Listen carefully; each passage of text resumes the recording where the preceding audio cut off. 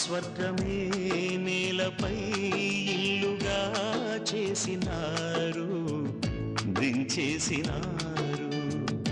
దాన్ని చూడాలిగా చక్కగా మెరిసే చుక్కగా నీ చేత